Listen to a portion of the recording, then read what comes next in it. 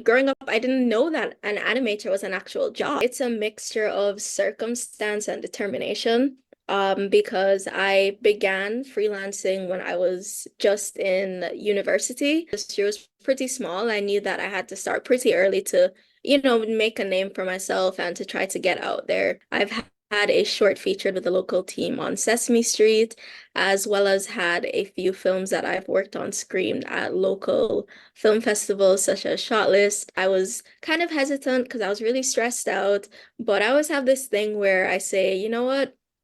Sometimes you just have to say yes. Thank you for joining Tagged, a business tips and triumphs series. On this show, we feature creative women entrepreneurs and uncover their secrets to success. I'm your host, Leanne Tasher, and it's my pleasure to introduce our next guest. Now, let's welcome her to the podcast. Hi, everybody. I'm Tajha Winkle. I'm a Jamaican 2D animator and freelance illustrator. I've done work for both local and international companies. I've had a short featured with the local team on Sesame Street, as well as had a few films that I've worked on screened at local film festivals such as Shortlist, Caribe, and KingstOOn, as well as an international film festival that was called Conchel International Film Festival. So I've been keeping quite busy, you could say. Was animation always your dream career? I would say it has been, but I didn't know it yet. When I was little, I loved to tell stories. I'd always been a storyteller, and I'd always been obsessed with cartoons. And growing up, I didn't know that an animator was an actual job. And many people don't really think about it. You just see the cartoons, but you don't really think about the fact that, okay, there's people behind the scenes that have to make this happen. I only really started considering it when I was in about 11th grade during CSEC, trying to figure out what I was going to do at university when somebody had pitched the idea to me of being an animator. Because at first I was thinking, okay, I like to talk, so maybe I'll do law, but I wasn't quite excited about that. And then I tried my and journalism, wasn't quite as excited about that either. So when the idea of animation came to me and I saw that UE had a program to do it, I was extremely excited.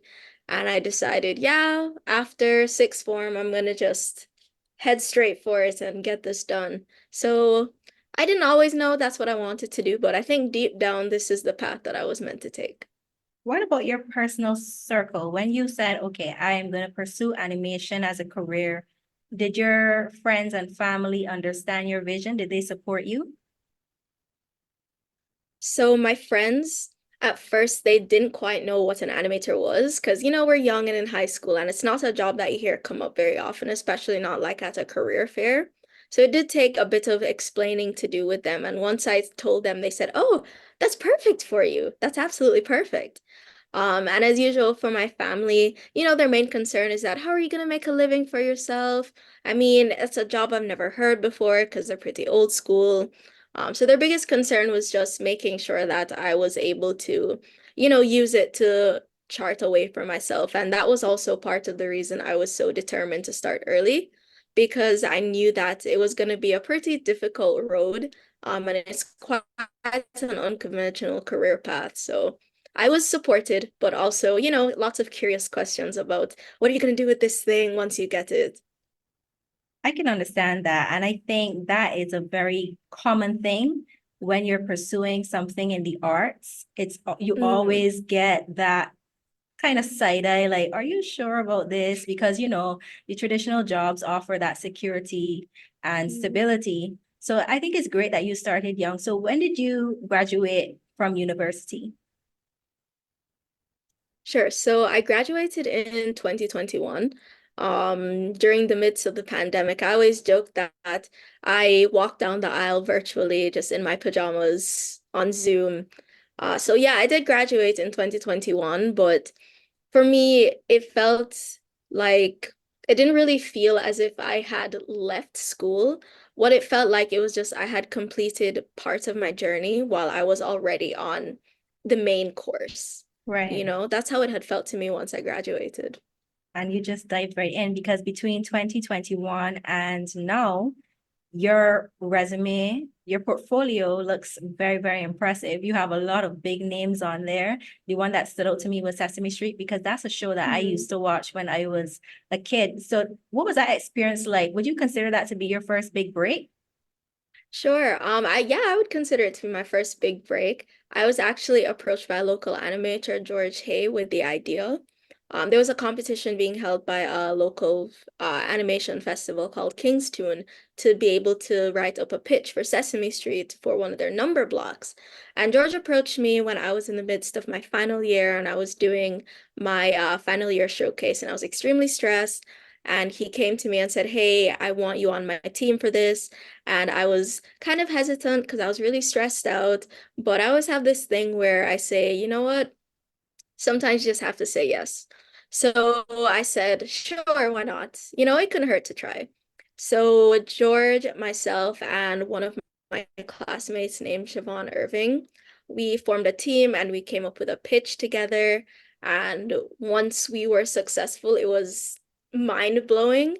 Siobhan and I had never worked on a production of that magnitude before because we're both students at the time once I started going through. So it was a lot of pressure, but it was very worth it. It was also very interesting going back and forth with such a large company because usually locally, whenever now I know that I deal with companies, it's always interesting you always get to meet the people who you're animating for usually. But in that case, you meet like a representative who represents a board, who represents a larger body. And it's always just very interesting with that dynamic. And it was also a lot to navigate and also working within their very detailed specifications. Because, Sesame Street is a very reputable channel. So they have very strict guidelines on what they want and they have their curriculum, no distractions. They just want it to be simple and cute and to just get the point across. And they also have very specific technical specifications as well that we had to work around. So it was all just a very exciting and very confidence building experience because once we got over that and we got it on the screen, it was like, wow, I feel like I can take on anything at this point. That's incredible. Congratulations on all your success so far. So would you Thank you. say that that experience kind of made you feel a lot more confident to go forward and approach other big companies? Yes, it did. Because once I had that on my resume and once I had that experience, I felt like, okay, if I can do this for Sesame Street, then I can approach X company or Y company. And I've always been the type of person where even if I don't feel as qualified as another candidate, I have something to bring to the table. And I know that, and I keep that confidence, and I try to relay that to all my clients because, hey, there's a reason you're interested in my work. And maybe I haven't reached a certain point as other candidates, but I know that I can deliver for you. And that's the most important thing, to make them feel like, hey, I trust you with this. I trust you with my vision. And to say, I hear you, I see you, and I'm going to work with you on this. Okay, that's awesome. So since you entered the animation industry, were you shocked at anything at all? Do you find it to be a very competitive environment? What's the animation industry like overall? So I can speak first locally and then internationally. So locally, I would say that it's been an extremely caring community. Everybody is always trying to look out for each other. There's always support. There's lots of group chats with fellow animators in there, and we share knowledge, we share experience, we help each other to find jobs. We're always pulling each other in on projects. It's an extremely supportive community, and I'm really lucky for that because I do know in a lot of other creative industries that's unfortunately not the case. So I do feel lucky that the animation community, specifically in Jamaica, has a lot of people that are willing to share knowledge and resources. Internationally, I would say it's a bit more competitive. And not in the sense that everybody's a gatekeeper because they're really not. I have met some amazing people from abroad who have shared just an amazing amount of knowledge with me and have been very helpful. But it's more competitive in the sense that larger companies tend to, they're always looking at their bottom line. So jobs tend to get snatched up really quickly, and the timelines can be very aggressive sometimes. And there's also, of course, I think you've heard about the strikes that happened about sometime last year in June with the animators. There was a strike for certain pay rights, and certain things with copyright, etc. So that's the industry on a larger scale. And of course, it comes back down to us in Jamaica too on a smaller scale, where in our little groups we're always like, hey, this is my rate, is this okay? So that, we can back each other up because we value our work and we value each other. And, we want other people to value what we do as well. What about you yourself? Do you ever see yourself having your own like production company? Um, That is a very extreme possibility. And every day, every year that passes, I feel like that's more and more possible. But my ultimate career goal is really to be an art director because I do love being that behind the scenes person, taking on the vision and like arranging the teams and just being able to give my all into a project in that way. Because I think with any project, it's not about me, it's about the work and it's about the collective effort of the team to really bring together something that's going to be beautiful.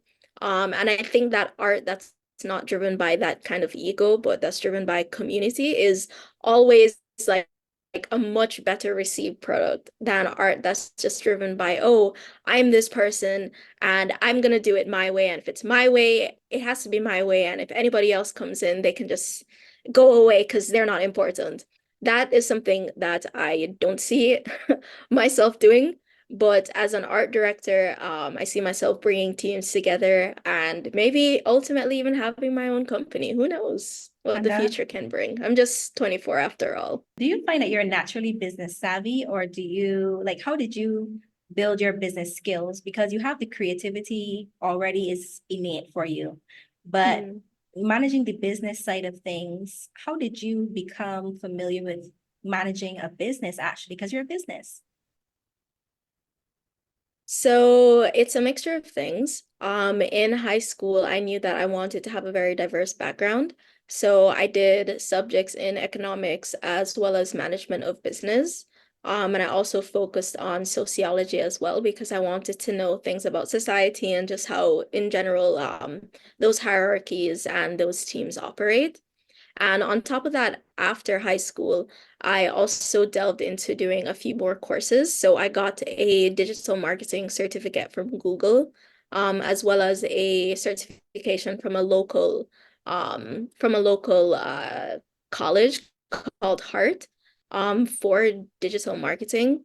And I've also done a few LinkedIn courses as well, like business analytics and business realization foundations courses because for me it's very important to understand how the background stuff of the business works, and how to speak to clients as well as how to just in general operate so that you are successful because I know that a lot of times when a creative person decides to run their own business, it can be very overwhelming if you don't have the background knowledge to do that. And I also really love to just listen to business podcasts. Like I'm a person where I don't believe in just hyper focusing my knowledge on just one thing. So if I'm in animation, it's not just that, it's a whole lot of other things. I like to listen to podcasts about managing finances. I listen to podcasts about business, the business world, dealings that happen abroad. Like if you catch me on a certain day, I can be talking about something that I heard happening where a business failed and I wanted to know why, what happened in the background. So I'm very much that type of person.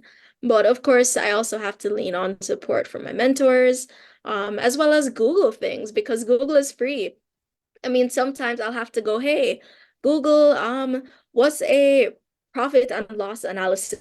What does that mean? What do I have to do that? And of course, I will also pay for help if I need it because I can't do everything myself. I'm just one person, and I'm also willing to pay if anybody has greater expertise that I need.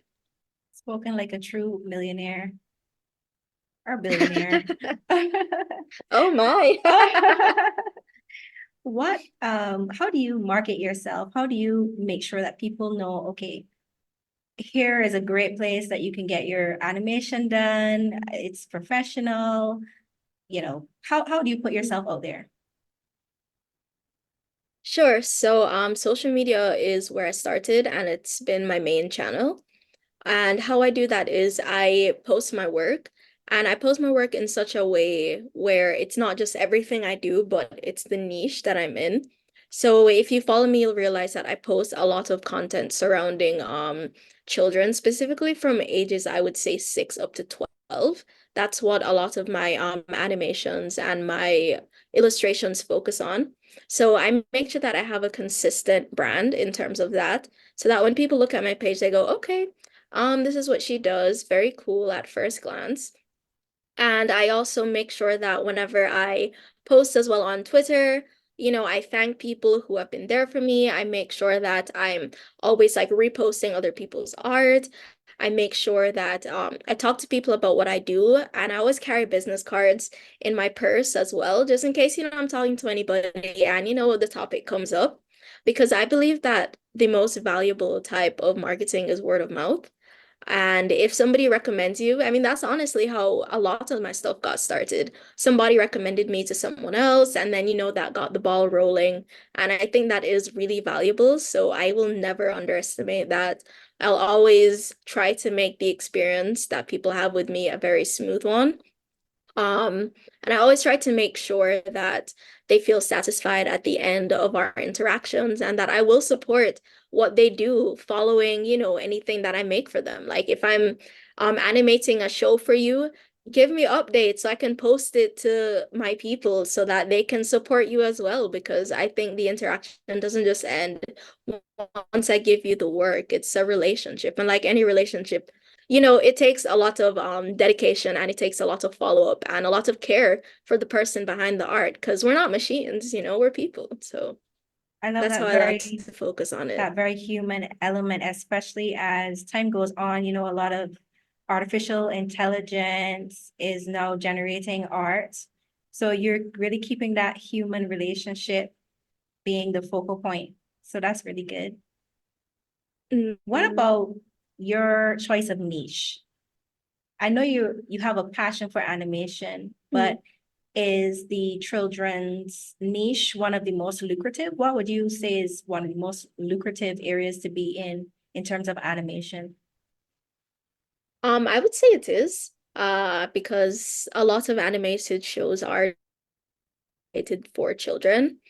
But the reason that I chose this niche, specifically in Jamaica, is because I realized that most of our animated stuff are not actually for children. They're actually for adults or for PSAs. So I realized that there wasn't really a lot of people doing that, especially in terms of like educational content that's also fun for children. So I decided, okay, I think that this is something that I'm good at because my art style is very cute.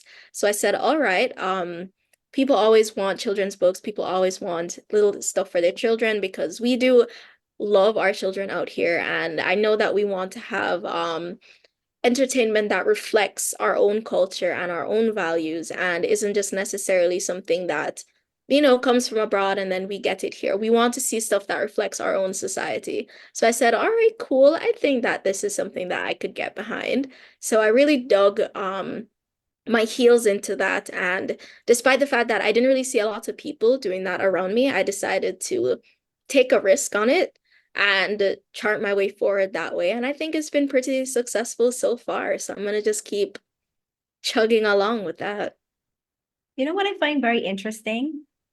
I think you're in one of those areas where you never stop learning because I'm pretty sure when you were Mm. learning animation to now, every year there's new technology that comes out that maybe makes things a bit easier than it was Mm. before. So what would be your comment on that in terms of staying up to date with the trends and keeping your skills Mm. up to date? Or do you still kind of have a preference for a particular style for your work, if you know what I mean? Yeah, I do. So I do like keeping up to date. On my Twitter, I follow a lot of people who are influential in the art and animation space because I really do value their opinions. And I do like to keep up with the industry trends, and including on YouTube as well. I listen to people who either are in the industry or have an interest in the industry and discuss those things. There are certain trends that I do take part in. So, for example, there's been this renaissance, specifically in children's animation, of trying to make things feel more hand-drawn and very colorful and have a lot of texture. That's something that I really love. I do love texture in my work. If you look at anything that I've done, you'll realize that I like to use a lot of texture and a lot of imperfection in the work to really bring out that human element. And that's one of the trends that I follow in terms of just like the industry in general. But one of the trends that I haven't quite been excited about is just the straight up AI generation. Not a fan. And I also am not because we do use AI in animation, but it's for very specific things. So for example, if I'm supposed to move a ball from left to right, it means that I would have to draw every single individual move of the ball, which can be exhausting. But there's certain software that is able to say, okay, you want the ball to go from left to right. I will put the parts in between there for you. And then all you have to do is just adjust how fast it goes. That's the type of AI that I use in my work. Because, it makes it easier for me versus something that just straight up, creates the thing for you, and then you kind of just have to work with what you're given. So I'd say that side of the trend I'm not really following, but incorporating technology into my work and incorporating different elements to make it easier, most definitely, because technology is not something to be feared. Just listen to the people who are using your tech, the people whose work you're using to make the tech, and I think that technology can really improve our workflows and really improve our craft. Are there any projects out there right now that you kind of admire from a distance and you're kind of saying, I would love to be a part of that show. I would love to work on this with this particular team. Is there any show Sure. out there like that for you? So, there's a show that is coming out recently. It's not in children's animation, but it's called Arcane. It's an adult animated series, but I'm really inspired by it because they use um paintbrush textures on their characters, and I think it is so beautiful. And the story itself is a very timeless story because it's about sisterhood and it's about friendship, it's about love, and it's about those universal themes that I think really bring us together as people. And that's something that I really want to be a part of. I want to be a part of a production that utilizes those very interesting elements and those human elements like paintbrushes and textures to really emphasize the imperfections that are inherent in humanity. Those are the kinds of projects that I really do love and admire and would want to be part of. What about the streaming platforms? Do you think that there is space for Caribbean animation on those larger platforms? Sure. So of course there's definitely space for us out there. I mean, they want our stuff. It's usually just a matter of us getting together as a region. I do find that there's a little bit of a challenge, and it might be because we're so far apart, of everybody getting together and building something collective and going as a unit and pitching something as a unit to these organizations to say, hey, we have an idea for this fantastic show. We want you guys to produce it, or even to just make it locally here and then go, hey, you see this and we want to pitch it to you. So I think that us coming together as a unit and using our collective power in order to pitch ideas to those bigger organizations is a way for us to really get our work out there as Caribbean people. I mean, in a way, as you're speaking, I can definitely see it as something doable, and that would be so exciting to have that because I mean, there've already been a lot of big shows coming out of Jamaica, like Dancehall Queen. Mhm. I'm not so familiar with the animation side of it, but can you share some of the big animation projects that you know about coming out of the Caribbean?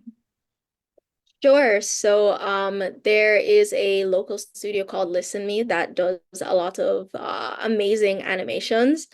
So far, not to my knowledge, nothing has been on like Netflix, for example, but they have been partnering with international organizations such as Giphy, to make different animated GIFs and to make different products that look and feel specifically Jamaican and take that to an international market. brilliant studio, brilliant people. There's also a production that I've worked on as well called Black Girl in the Ring. It's directed by Saeed Thomas. He's a Jamaican film director and producer. I animated the intro scenes and the outro scenes for him, but the pilot itself is actually live action. So there's also that idea of mixing both live action and animation to strengthen each other as well. It got a lot of praise, especially at Shotlist because Shotlist is also sponsored by a UK-based company, which is called We Are Parables. So that was very, very huge, and I was brought to tears, when I saw it premiere finally. It was really beautiful. So there's a lot of good stuff coming out of Jamaica. Just have to keep your eye on the ground and just keep building on that success. You're giving me goosebumps as you're speaking, and I'm saying it now. I'm speaking it into existence. The next huge project coming out of Jamaica is by Tajha Winkle, okay? So I'll be looking out for Oh, your thank you. I'll be looking out for your awesome work. Thank you so much, Tajha, for joining the Tagged podcast. Your insights have been very invaluable. So thank you so, so much. And to all the listeners as well. To follow Glamazine, just use the links provided. And we will also post links for Tajha as well, so you can keep up to date with her amazing projects. Thank you so much, everyone.